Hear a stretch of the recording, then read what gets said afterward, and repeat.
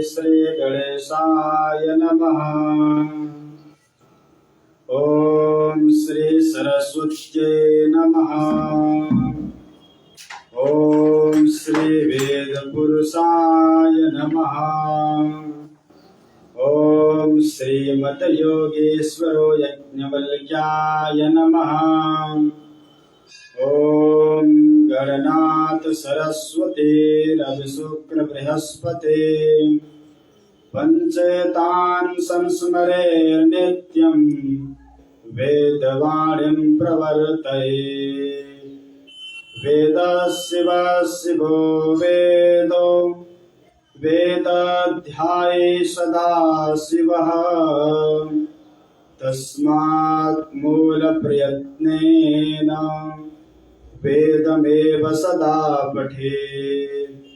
देवदेव उत्तम देवता सार्वभौम अखिलांडकोटि ब्रह्मांड नायक ऋषिगणवन्द्या सच्चिदानन्दात्मनः यजुर्वेद प्रियः यजुर्वेद सेवामनधारय। अजासपेत वर्णस्यात् यजुर्वेद च सूत्रधी। वामे कुलिशपाणिस्तु भूतिदो मंगलप्रदः। गुरुर्ब्रह्मा गुरुर्विष्णु गुरुर्देवो महेश्वरः। गुरुः साक्षात् परब्रह्मा तस्मै श्री गुरुवे नमः। ध्यानमूलं गुरुर्मूर्तिं पूजामूलं गुरुपदम् मंत्रमूलं गुरुर्वाक्यं मोक्षमूलं गुरुकृपा। ओम नमः परमहंसास्वादित चरण कमल चिन्मकरन्दाय भक्तजन्मानस निवासाय श्री रामचंद्राय। ध्येयं सदा परिभवग्नमभीष्टदोहम् तीर्थास्पदं शिवविरिञ्चिनुतं शरण्यं। भृत्यार्तिहं प्रणतपालभवाब्धिपूतं वन्दे महापुरुषते चरणारविन्दम्। वंशी विभूषितकरान्नवनीरदाभां पीताम्बरागरुडबिम्बफलाधरोष्ठां पूर्णेन्दुसुन्दरमुखाधरविन्दनेत्राः। कृष्णात् परं किमपि तत्त्वमहं न जाने। नारायणं नमस्कृत्य नरं चैव नरोत्तमं देवीं सरस्वतीं व्यासं ततो जयमुदीरये। जय जय श्री राधारमण जय जय नवल किशोर। जय गोपी चितचोर प्रभु जय जय माखन चोर। राधा मेरे स्वामिनी मैं राधे जुगदास। जन्म जन्म मोहि दीजियो श्री वृंदावन को वास। वृंदावन सोवन नहीं नंदगांव सो गाँव। वंशीवट सोवट नहीं श्री राधा कृष्ण सुना। कस्तूरी तिलकं ललाट पटले वक्षस्थले कौस्तुभम्। नासाग्रे वरमौक्तिकं करतले वेणुकरे सर्वांगे हरिचंदनं सुललितं कंठे च मुक्तावली गोपास्त्री परिवेष्टितो विजयते गोपालचूडामणि अस्ते स्वस्तरुणे कराग्रविगल कल्पप्रसूनाप्लुतम् वस्तु प्रस्तुतवेणुवादलहरि निर्वाणलेर्व्याकुलम् सहस्रस्त्रस्तनिबद्धने विविलसा गोपीसहस्रावृतम् हस्तन्यस्तनतापवर्गमखिलो दारं किशोराकृतिः आकाशात् पतितं तोयं यथा गच्छति सागरः सर्वदेव नमस्कारः केशवं प्रति गच्छति कृष्णाय वासुदेवाय हरे परमात्मने प्रतः क्लेशनाशाय श्री गोविंदाय नमो नमः। प्रेम से बोली श्री वृंदावन बिहारी लाल की जय, राधा रानी की जय। अखंड ब्रह्मांडाधिनायक सचराचर नियंता त्रेतापनाशक आकारण करुण करुणावरणालय चैतन्य स्वरूप समस्त जीवों के पंच भौतिक शरीर में आत्मा बनकर निवास करने वाले योग योगेश्वर भक्तवांचल भगवान श्री कृष्ण चंद्र जी के पावन चरण कमलों में दासानुदास का सत सत वंदन अभिनंदन। आइए अपने जिह्वा को पवित्र करने के लिए भगवान नाम का संकीर्तन करते हैं। हरे राम राम राम हरे हरे, हरे कृष्ण कृष्ण कृष्ण हरे हरे, हरे राम राम राम हरे हरे, कृष्ण कृष्ण कृष्ण हरे।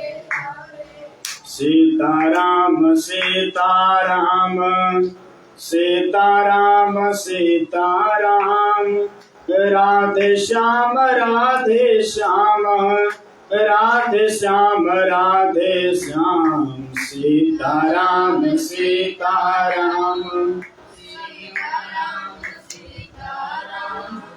राधे श्याम राधे श्याम, हरे राम राम राम हरे हरे, हरे कृष्ण कृष्ण कृष्ण हरे हरे, हरे राम हरे हरे, हरे कृष्ण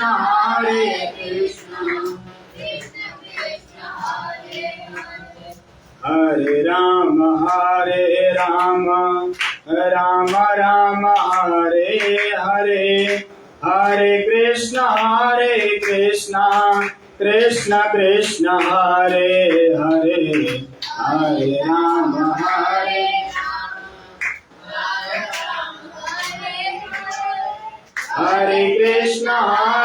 कृष्ण कृष्ण कृष्ण। सीताराम सीताराम सीताराम सीताराम, राधे श्याम राधे श्याम राधे श्याम राधे श्याम। सीताराम सीताराम सीताराम सीताराम, राधे श्याम राधे श्याम हरे राम राम राम हरे हरे, हरे कृष्ण कृष्ण कृष्ण हरे हरे।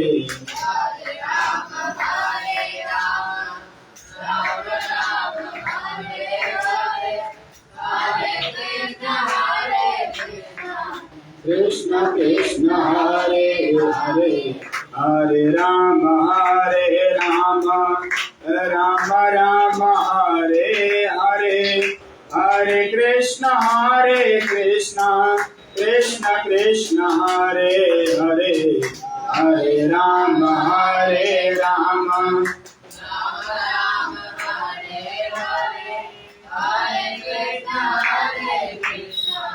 कृष्ण कृष्ण हरे हरे।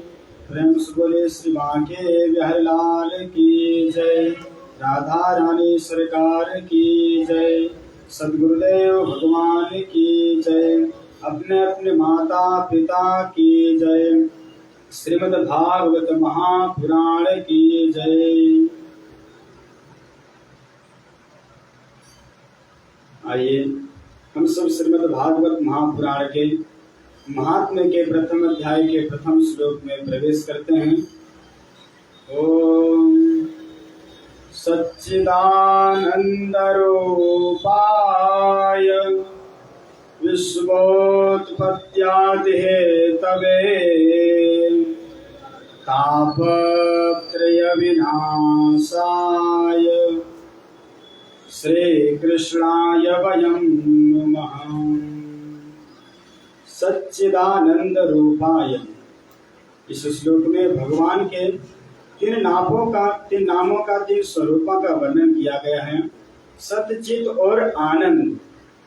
सत माने सत्य, जो आदि मध्यांत सत्य हैं, जो आदि में भी सत्य थे, मध्य में भी सत्य हैं और अंत में भी जो सत्य ही रहेंगे।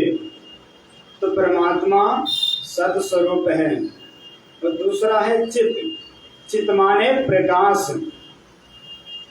जगत प्रकाशक रामो, जिनकी कारण चंद्रमा में शीतलता है, सूर्य में किरण है, जो स्वयं प्रकाश हैं।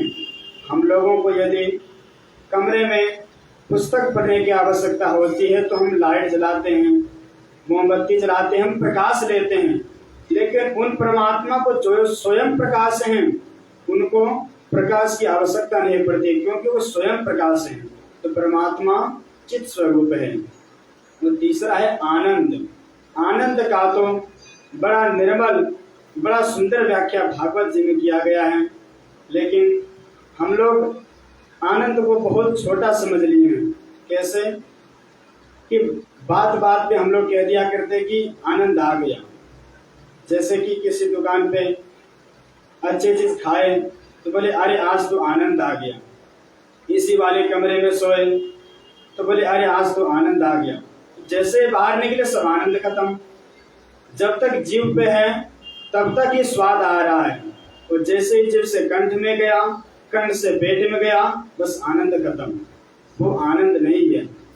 दुनिया का कोई भी पदार्थ आनंद नहीं है। आनंद तो केवल परमात्मा है। इसलिए तो श्रीमद् भागवत कथा के चतुर्थी वर्ष में आते हैं, संकीर्तन में कहते हैं कि नंद घर आनंद भयो, जय कन्हैया लाल की। तो आनंद स्वयं भगवान श्री कृष्ण चंद्र जी। और विश्वोत्पत्त्यादि हेतवे, जो विश्व का पालन करते हैं, सृजन करते हैं, संहार करते हैं। तापत्रय विनाशाय, जो तीनों तापों को और तीनों पापों को नष्ट करने वाले हैं। हमारे जीवन में तीन पाप होते हैं और तीन ताप होते हैं। मनसा वाचा कर्मणा, ये तीन पाप हैं। और आदि मध्यान्ह, आदि दैविक, आदि भौतिक, आध्यात्मिक, ये तीन ताप हैं। इन्हीं तीनों पापों और तीनों तापों को नष्ट करने के लिए श्री कृष्णाय वयं नमः, हम सब मिलकर ऐसे गोविंद के पाद पद्मों में बारंबार प्रणाम करते हैं। नैमिषारण्य की पावन भूमि में सूत जी महाराज शौनकादि ऋषियों को यह मंगलमयी कथा सुना रहे हैं। 88,000 ऋषियों के मध्य श्री शौनक जी प्रधान श्रोता बनकर सबका प्रतिनिधित्व कर रहे हैं और आयु में जो छोटे हैं ऐसे श्री सूत जी महाराज व्यासपीठ पर सुशोभित हो रही है। कथामृत रसास्वाद कुशलः। आज शौनक जी सूत जी को नमस्कार करके और पूछते हैं, यज्ञानध्वान्त विध्वंस कोटि सूर्य समप्रभा सूताख्याहि कथा सारम मम कर्ण रसायनम। हे सूत जी महाराज, हम लोगों के हृदय में अज्ञान का घोर अंधकार व्याप्त है और आपके पास करोड़ों सूर्यों के समान ज्ञान का प्रकाश है। एक किरण हम लोगों के हृदय पटल पर भी डाल दीजिए। हम यह जानना चाहते हैं कि भक्ति ज्ञान और वैराग्य को बढ़ाने के लिए वैष्णव लोग क्या करते हैं। भगवत प्राप्ति का सरलतम साधन हो वह कृपया आज हमें बताएं, क्योंकि आपके ऊपर तो गुरुदेव भगवान की बड़ी कृपा है। हे सूत जी महाराज, आपके लिए कुछ भी दुर्लभ नहीं है। जो बड़े बड़े योगियों को दुर्लभ वैकुंठ है वह भी गुरु कृपा से अति सुलभता से प्राप्त हो सकता है। चिंतामणिर्लोक सुखम सुरद्रो स्वर्ग संपदम प्रयच्छति गुरु प्रीतो वैकुंठम योग दुर्लभम। सूर्य महाराज प्रसन्न हो गए और प्रमुदित मन से बोले कि हे शौनकादि ऋषि, हमारे प्रति इतना स्नेह और प्रेम है तो सुनो, हम तुम्हें समस्त कथाओं का सार सुनाने जा रहे हैं जो संसार के भय को दूर करने वाला है। आप सावधान होकर सुने, सावधान तया सुनिए। सूर्य जी कहते हैं, ऋषियों, संसार में सबसे बड़ा डर है मृत्यु का। मृत्यु का भय प्रत्येक प्राणी को भयाक्रांत रखता है, डरा करके रखता है और इसका नाम है मृत्यु लोक। उसका जाना सुनिश्चित है, क्योंकि संसरति इति संसार, ये सरकता रहता है, खिसकता रहता है। कोई कितना भी पकड़ने का प्रयास करे, कोशिश करे, पर ये किसी के भी पकड़ में नहीं आता है। इस संसार भय को दूर करने के लिए महाभागवत श्री सुखदेव जी ने श्रीमद् भागवत संहिता को कलिकाल में प्रकट किया है। काल प्याल मुख ग्रास त्रास निर्णास है तबे श्रीमद् भागवतम शास्त्रम कलौ कीरे न भाषितम। कहते हैं कि तोता बड़ा ही मीठा बोलता है, किंतु बोलता वो ये जो उसे सिखाया जाता है। तो श्री सुखदेव जी ने भी जगत में कल्याणकारी प्रदान भागवत रूपी प्रदान तो किया, पर यह मनमुखी फल नहीं है। उन्हें भी आचार्य परंपरा से जो प्राप्त हुआ है वही उन्होंने संसार को दिया। जब महाराज परीक्षित के सामने मृत्यु का भय उपस्थित हुआ, 7 दिन में उनका मरना सुनिश्चित हो गया, तब वो अपना कल्याण का मार्ग खोजने लगे। उसी समय महामुनि सुखदेव जी ने ही श्रीमद् भागवत संहिता के द्वारा परीक्षित को भय मुक्त कराया।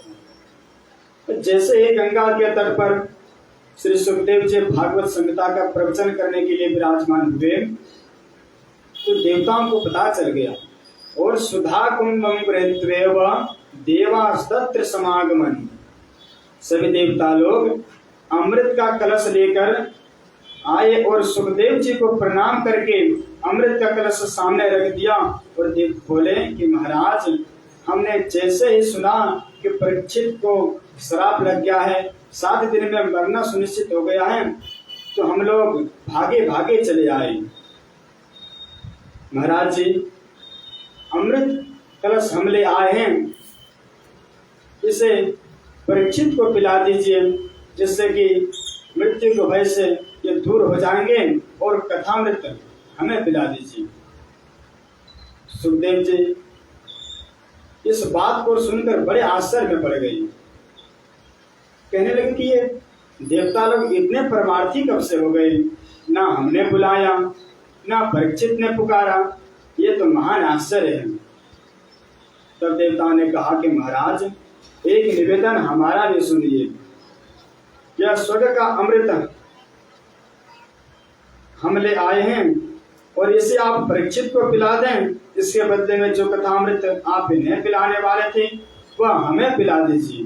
प्रपश्यामो वयम सर्वे श्रीमद् भागवतामृतम।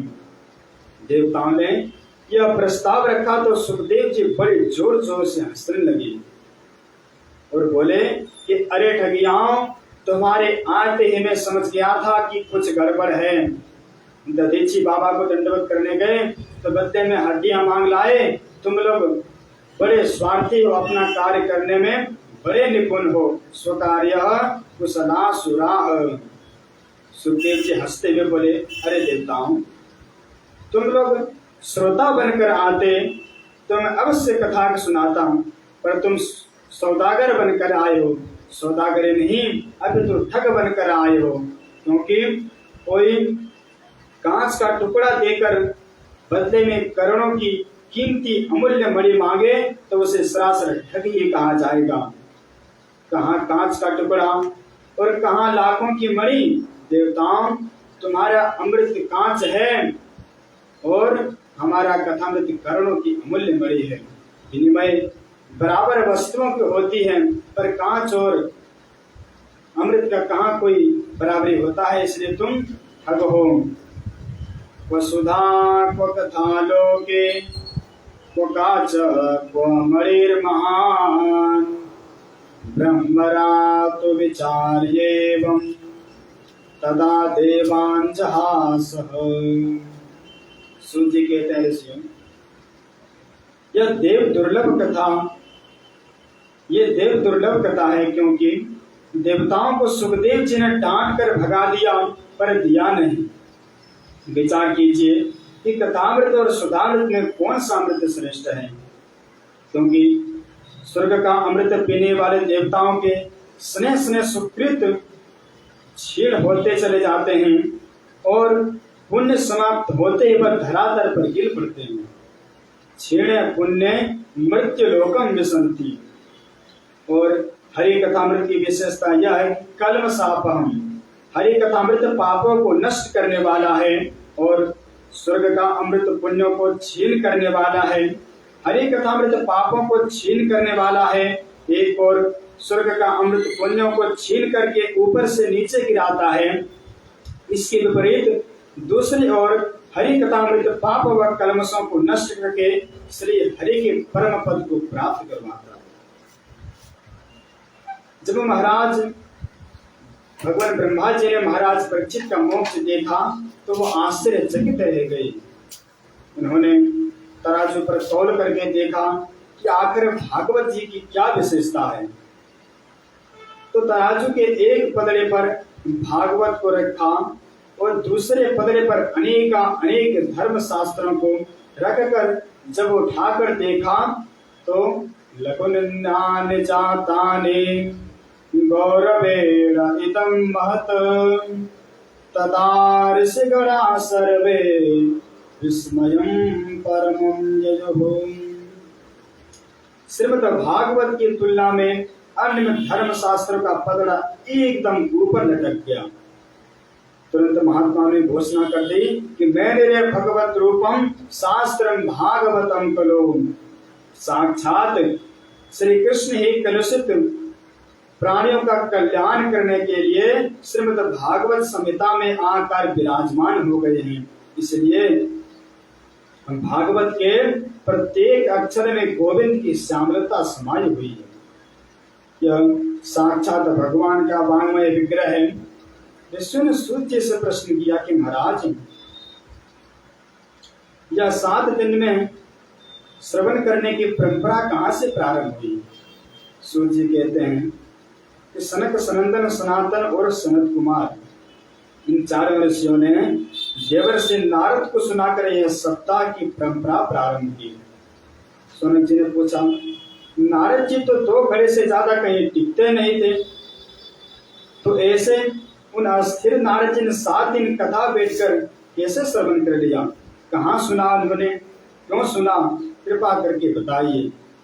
सूत जी कहते हैं, एकदा हि विशालायां 4 ऋषयो मलाः सत्संगार्थं समायाता दद्रशोस्तत्र नारदम्।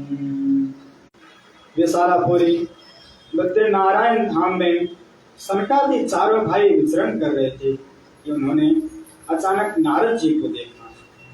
कथा मात्रे कजी बिना, पर जैसे ही नारद जी के निकट आए तो उनको बड़ा आश्चर्य हुआ, क्योंकि नारद जी का मुख बहुत चिंतित नजर आ रहा था।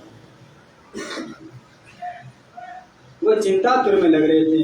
उनको बड़ा आश्चर्य हुआ। उन्होंने पूछा, कथम ब्रह्मं दीनमुखः कुतश्चिन्तातुरो भवान् त्वरितं गम्यते पुत्र कुतश्चागमनं तव। अरे नारद जी, आपका मुख इस प्रकार से लटका हुआ क्यों है? किस बात की चिंता आपको सता रही है? या भागे भागे कहाँ से आ रहे हो आप? आपका मुखमल तो ऐसे लग रहा है जैसे कोई महाकृपण का धन चला गया हो। गतवित्तो यथा जना, तुम्हारा क्या चला गया महाराज? क्योंकि जो धन छीन लिया जाए, संत महापुरुष ऐसे धन को अपना धन समझते नहीं है, और संतों का जो धन है उसे संसार में कोई भी चुराने वाला नहीं है। और महात्माओं का धन क्या, वृंदावन में जाकर के देखिए, वृंदावन में क्या है?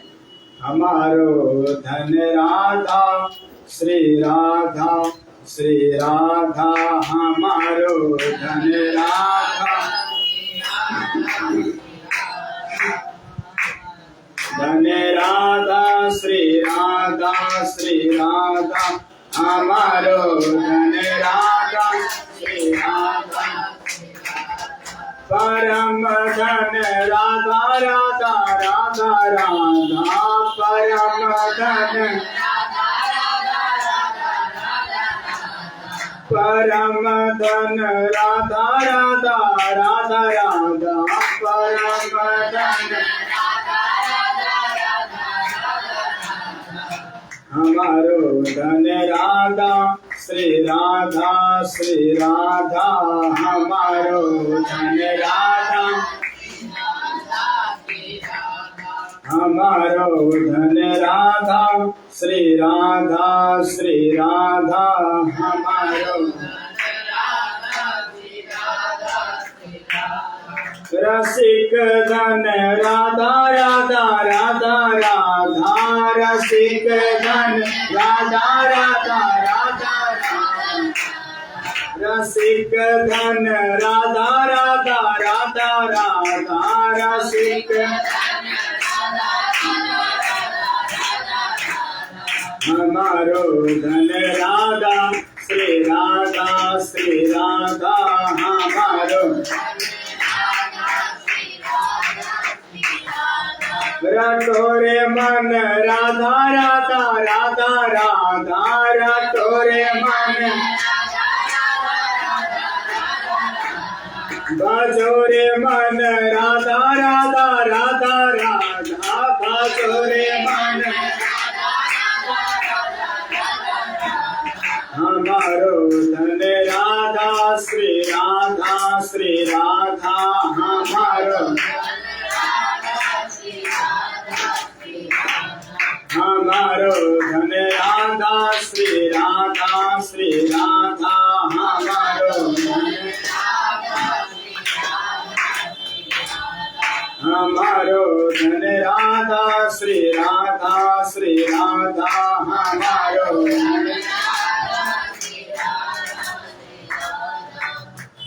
प्रेम से बोले राधा रानी सरकार की जय, श्री वृंदावन धाम की जय। शंकराचार्य कहते हैं कि संत यदि इस प्रकार से चिंता में मुदक्काए दिखेंगे तो संसारियों पर क्या बीतेगी। नौचितम बद कारणम, आप जैसे व्रत संतों को इस प्रकार से चिंता करना उचित नहीं है। हमें अपना दुख का कारण बताइए। तब नारद जी ने अपने चारों अग्रजों को प्रणाम करते हुए अपनी समस्या सामने रखी कि भैया मैं अपने समस्या आपको सुनाता हूँ। मैं इस संसार में सत्संग की इच्छा से घूम रहा था। मैंने सोचा कि भगवत दर्शकों के बीच बैठकर कुछ भगवत चर्चा करूंगा, कुछ श्रवण करूंगा। मैंने इस संसार में सर्वत्र घूम लिया पर मुझे कहीं भी सत्संग का आनंद नहीं मिला। मैंने सभी तीर्थों का भी परिभ्रमण कर लिया। पुष्करम च प्रयागम च काशीं गोदावरीं तथा हरिक्षेत्रम कुरुक्षेत्रम श्रीरंगम सेतुबंधनम। समस्त भूमंडल में मेरे चित्त को शांति नहीं मिली तो मैंने सोचा कि चलो अब संतों के पास चला जाए। संभवतया संतों के यहाँ शांति मिले, पर मैंने क्या देखा कि पाखंड निरता संत भी पाखंड पारायण होते चले जा रहे हैं। पाखंड का अर्थ है पापस्य खंडः पाखंडः, पाप का ही जो खंड हो उसका नाम पाखंड है। उनके परिभाषाएं बदल गई है। मैंने कहा कि यह बंगला किसका है, तो कहते हैं कि त्यागी जी महाराज का है। मैंने पूछा कि यह बच्चे किसके हैं, तो कहा कि ब्रह्मचारी जी का है। फिर थोड़ा आगे गया तो मुझे वहां से हल्ला शोर सुनाई दिया। मैंने पूछा कि यह हल्ला कहाँ से सुनाई पड़ रहा है, तो कहते हैं कि मौनी बाबा के आश्रम से पड़ रहा है। ऐसे बड़ी विचित्र स्थिति है वहां पर। पहले संत महात्मा जितने व्यक्त हुआ करते थे उतना ही महान माना जाते थे, किंतु आज जितना वैभव संपन्न होता है वह उतना ही श्रेष्ठ माना जाता है। मैंने तब विचार किया कि चलो छोड़ो, गृहस्थों को ही देख लेते हैं। पर गृहस्थों के यहाँ भी क्या विडंबना। तरुणी प्रभुतागे श्यालको बुद्धिदायकः कन्या विक्रयणो लोभात् दंपत्तीनां च कलकनम्। मैंने देखा कि गृहस्थों के यहाँ माता पिता की सेवा तब तक ही है जब तक माता पिता ने तिजोरी की चाबी नहीं सौंपी, और जहाँ सर्वाधिकार प्राप्त हुए सो ही देवी जी का चलावा हुआ। फिर माता पिता की खटिया तो खेत में या किसी तीर्थ स्थान पर डालती जाती है। कदाचित माता पिता घर में जबरदस्ती बैठे भी हों तो उनसे किसी भी प्रकार की कोई चर्चा नहीं की जाती। भैया यह सब देख देख कर मेरा चित्त एकदम अशांत हो गया। मैंने सोचा कि अब कहाँ जाएं भाई। तब मुझे तुरंत श्रीधाम वृंदावन का स्मरण हो आया। मेरे प्रभु की उस दिव्य प्राकट्य भूमि के यमुना पुलिन पर मेरे चित्त को अवश्य विश्राम मिलेगा, ऐसा विचार करके मैं श्रीधाम वृंदावन आया।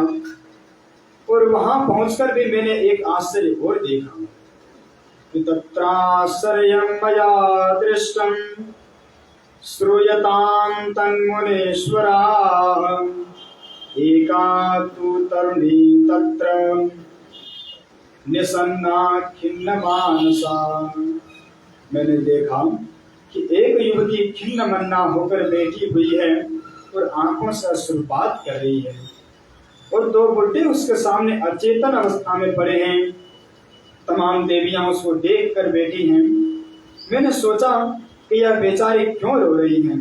सो महाराज उसको दुखी देखकर मेरा मन भी द्रवित हुआ। मैं उसके पास गया। फिर मैंने सोचा कि केवल देवियों का ही समुदाय बैठा है, यहाँ कोई पुरुष वर्ग दिख नहीं रहा है। इसलिए मैं पास तक तो गया, परंतु प्रश्न करने का साहस नहीं पड़ा मुझे। फिर मैं लौट पड़ा। जब उन देवी ने मुझे देखा तो तुरंत उन्होंने आवाज लगाई कि भो भो साधो क्षणं तिष्ठ मच्चिन्तामपि नाशय दर्शनं तव लोकस्य सर्वथा गहरं परम। महाराज जी, 1 मिनट रुकिए तो सही। आप जैसे संतों के दर्शन मात्र से ही जीव के पाप ताप संताप सब नष्ट हो जाते हैं। नारद जी कहते हैं, भैया उन्होंने इस प्रकार से हमें बुलाया तो हम उस देवी के पास गए और हमने पूछा, कहाँ से तुम देवी जी, आप कौन हैं? और काव्यमो, यह दोनों बुड्ढे जो हैं यह कौन हैं? तुम्हारे क्या लगते हैं? और का इमाम, यह देवियां जो आपको घेर कर खड़ी हैं यह सब कौन हैं? और तुम रोती क्यों हो? वद देवी सविस्तारम स्वस्य दुःखस्य कारणम। तुम्हारे दुख का कारण क्या है? विस्तार से हमें बताओ। जब मैंने उस देवी के प्रति सहानुभूति दिखाई तब उसने अपना पूरा परिचय विस्तार से दिया। हम भक्ति ख्याता इमो में तनयो मतो ज्ञान वैराग्य नामानु काल योगे नजर जरो। महाराज, मैं भक्ति के नाम से विख्यात हूँ और यह दोनों बुड्ढे जो मेरे सामने पड़े हैं यह दोनों मेरे बच्चे हैं। इनका नाम ज्ञान और वैराग्य है। समय की विडंबना तो देखो कि माँ तो नवयुवती बनी बेटी है और बच्चे दोनों बुढ़े हो गए। मैं दक्षिण भारत में पैदा हुई, कर्नाटक में बड़ी हुई, महाराष्ट्र आदि प्रदेशों में मेरा कहीं कहीं पर बड़ा सम्मान हुआ, पर कई प्रदेश ऐसे भी थे जहाँ पाखंड से खंडित होकर मुझे पीड़ित होकर भागना पड़ा। इस प्रकार से अनेक देश प्रदेशों में घूमती हुई जैसे ही मैं श्रीधाम वृंदावन में पधारी तो वृंदावनम पुनः प्राप्य नवीनेव स्वरूपिणी। इस ब्रज भूमि में आते ही मैं नवयौवन हो गई, पर न जाने क्या हुआ कि मेरे दोनों बच्चे एकदम बुढ़े हो गए और मेरे बालकों की यदि यही स्थिति रही तो मैं इस स्थान को छोड़कर विदेश भाग जाऊंगी। इदम स्थानम परित्यज्य विदेशम गम्यते मया। तब नारद जी कहते हैं कि माता जी, ऐसा आप मत कीजिए। सतयुग, द्वापर और त्रेता में तो बड़े आनंद से आप रही, पर अब घोर कलिकाल आ गया है। कलयुग में सब सदाचार लुप्त होता चला जा रहा है। केन लुप्त सदाचारो योग मार्गस्तपाम से। समय जो जो बढ़ता जाएगा, जो थोड़े बहुत शुभ कर्म दिख रहे हैं वह भी दिखाई नहीं पड़ेंगे। वर्षे वर्षे क्रमा जाता मंगलम नाप दृश्यते।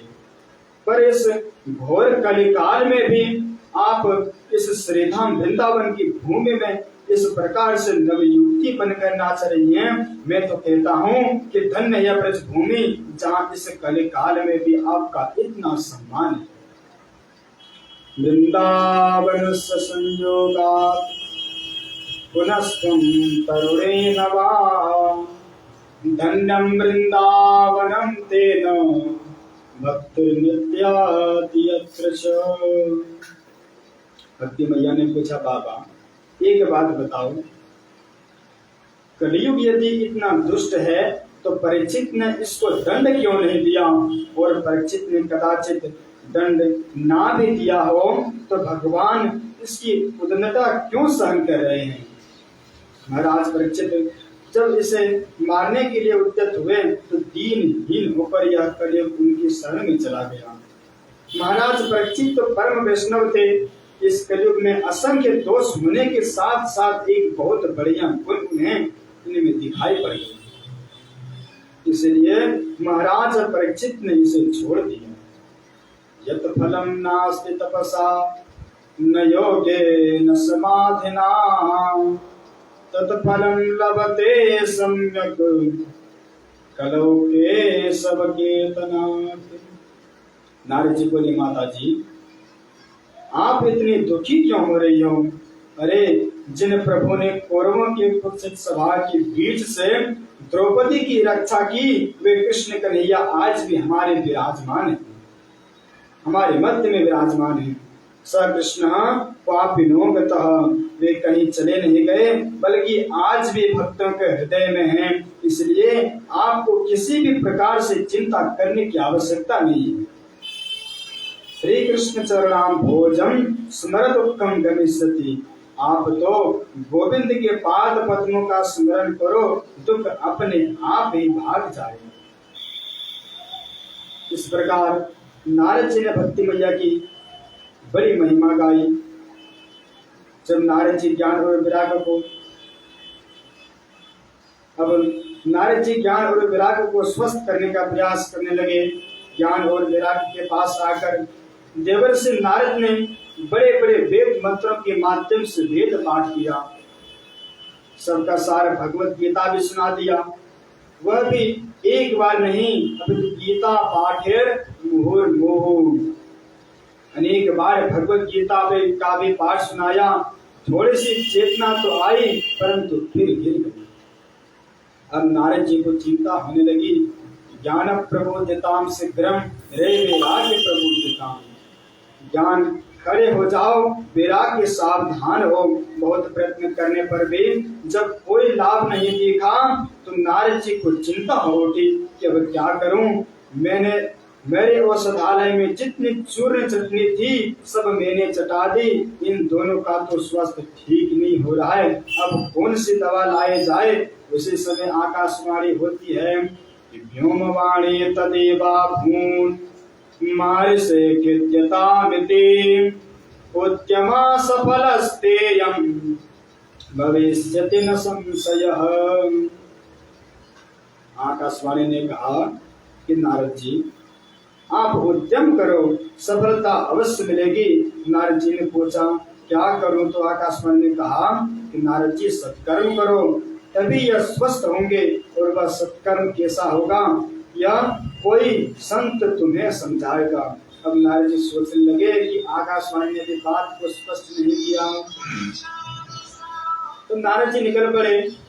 जो महात्मा मिलता है इसी को प्रणाम करके और कहते हैं कि महाराज जी बताइए सत्कर्म किसे कहते हैं। छोटे मोटे महात्मा तो ऐसे ही नारद जी के हाथ जोड़ लेते कि अरे नारद जी ब्रह्मा जी के पुत्र हो, सारे ब्रह्मांड में तुम्हारी गति है, और इतना दुनिया भर में घूमने वाले महात्मा हमसे आकर पूछ रहे हो कि सत्कर्म किसे कहते हैं। हम क्या बताएंगे आपको महाराज जी। जब कहीं से कोई भी जवाब नहीं मिला तो नारद जी सीधे बद्रीनाथ की ओर चल पड़े कि भगवान नर नारायण महानित्य निवास करते हैं, ऐसे विशालापुरी बद्रीनाथ में मेरा समाधान अवश्य हो जाएगा। ये सोचकर नारद जी बद्रीनाथ में विचरण कर रहे थे कि सनकादि चारों भाइयों से भेंट हो गई। नारद जी अपनी पूरी व्यथा कथा सुनाते हुए बोले कि महाराज अब आप ही बताइए, आपने मेरी चिंता का कारण पूछा तो मैंने समस्या पूरी सामने रख दी। अब कृपया बताइए कि वह सत्कर्म कौन सा है जो मुझे आकाशवाणी ने कहा था। चारों भैया मुस्कुराते हुए बोले कि नारद जी मात्र इतनी छोटी सी बात को लेकर आप इतने परेशान हो रहे हो, बिल्कुल चिंता को त्याग दो, समाधान हमारे पास है। माचिताम कुरु देवर्षे हर्षम चित्ते समावह उपायः सुख साध्योत्र वर्तते पूर्व एव ही। सनकादि ने कहा कि जो सत्कर्म आकाशवाणी ने कहा था वह कोई और नहीं बल्कि श्रीमद् भागवतालापः सतगीता सुतादिभिः। सुखदेव जी जैसे परम हंसों के श्रीमुख से गाया हुआ वह मधुर गीत श्रीमद् भागवत ही वह दिव्य औषधि है, जिसका पान करते ही ज्ञान और वैराग्य की वृद्धावस्था दूर हो जाएगी और नव यौवन होकर अपनी मैया के साथ नाचेगी। नारद जी बोले मेरा परम सौभाग्य है कि आप जैसे संतों का मुझे दर्शन प्राप्त हुआ। अब तो मैं आपके श्रीमुख से भगवत भागवत सभ्यता का श्रवण करना चाहता हूँ। संताजी बोली नारद जी, हमें तो एक ही प्यारी जगह लगती है, माँ गंगा के पावन पुण्य तट पर हरिद्वार, वहीं पर कथा श्रवण होना। गंगा द्वार समीपे तो तटमानंद नाम। ऋषि मुनियों को पता चला तो सब दौड़े भागे चले आ रहे हैं। जो गृहस्थ संत थे वे अपने स्त्री पुत्र आदि के साथ दौड़े दौड़े आए, और जो विरक्त संत थे वह अपने शिष्य परिकर को साथ में लेकर आए। सब ऋषि मुनि दौड़े दौड़े आए और देखते ही देखते गंगा के तट पर ऋषियों से भर गया। कोई जय जयकार बोल रहा है, कोई शंख फूंक रहा है, जय शब्दो नमः शब्दः शंख शब्दस्तथैव च।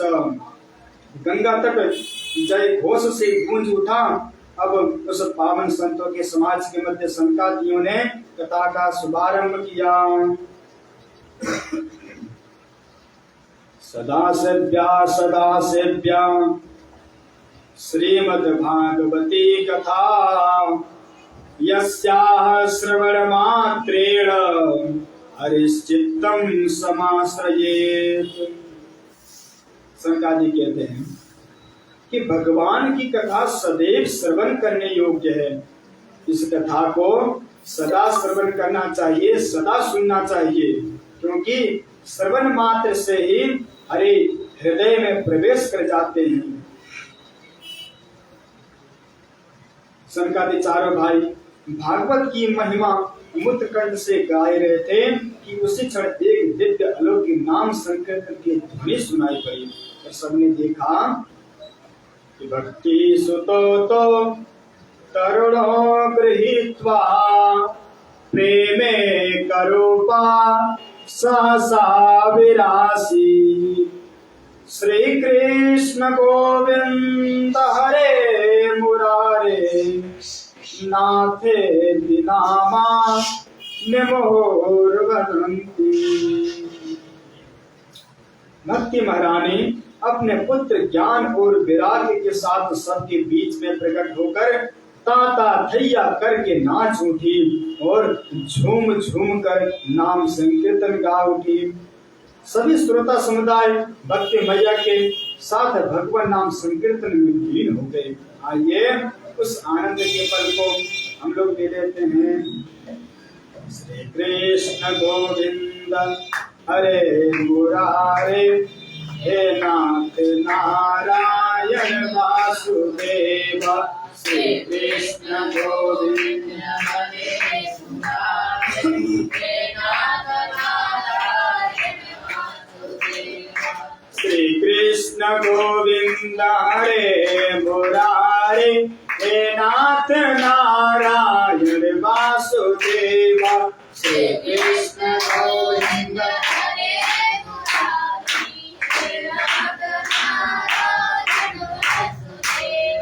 हे नाथ नारायण वासुदेव, हे नाथ नारायण वासुदेव, हे नाथ नारायण वासुदेव।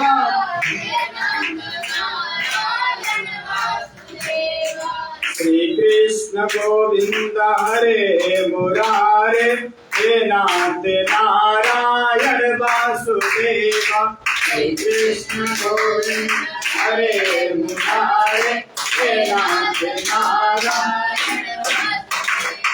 श्री कृष्ण गोविंद हरे मुरारे, हे नाथ नारायण वासुदेव। श्री कृष्ण गोविंद हे नाथ नारायण वासुदेव। हे नाथ नारायण वासुदेव, हे नाथ नारायण वासुदेव, हे नाथ नारायण वासुदेव।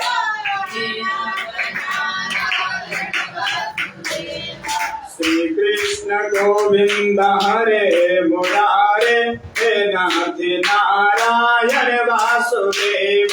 श्री कृष्ण गोविंद हरे मुरारे, हे नाथ नारायण वासुदेव। श्री कृष्ण गोविंद हरे मुरारे, हे नाथ नारायण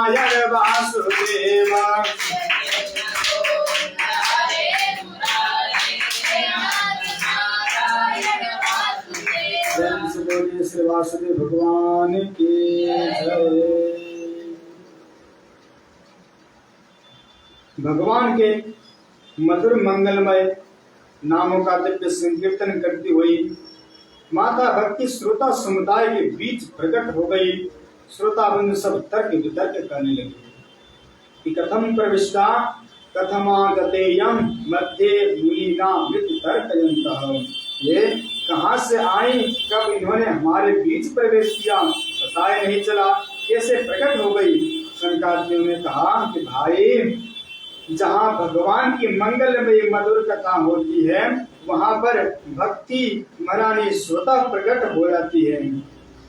भक्ति महारानी कहती हैं कि अहम प्रतिष्ठामी, मैं कहाँ बैठूं। तो कहते हैं कि देवी, यहाँ जितने भी वैष्णव भक्त श्रोता समुदाय बैठे हैं उन सबके हृदय भवन में जाकर आप विराजमान हो जाइए। श्री सूत जी कहते हैं ऋषियों, अब देवर्षि नारद ने शनकादियों से कहा कि भगवान, हमने प्रत्यक्ष देख लिया कि श्रीमद् भागवत के श्रवण से ज्ञान और वैराग्य के साथ साथ भक्ति किस प्रकार से पुष्ट होकर नाचती है, परंतु अब यह प्रश्न करना चाहता हूँ कि श्रीमद् भागवत के सुनने से केवल भक्ति ज्ञान और वैराग्य ही पुष्ट होते हैं अथवा पापियों का भी पाप प्रक्षालन हो सकता है। यदि हो सकता है तो कैसे कैसे पापियों का शोधन संभव है, हमें कोई उदाहरण देकर समझाएं। तो आगे की कथा कल श्रवण करेंगे। अपने वाणी को विराम देते हुए एक भगवान नाम का संकीर्तन करते हैं। ओम गोविंद बोलो, हरि गोपाल बोलो, गोविंद बोलो, हरि गोपाल बोलो, गोविंद बोलो, हरि गोपाल,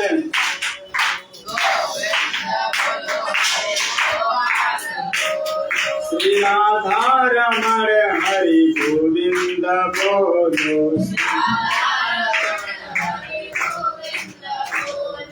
गोविंद बोलो, हरि गोपाल बोलो,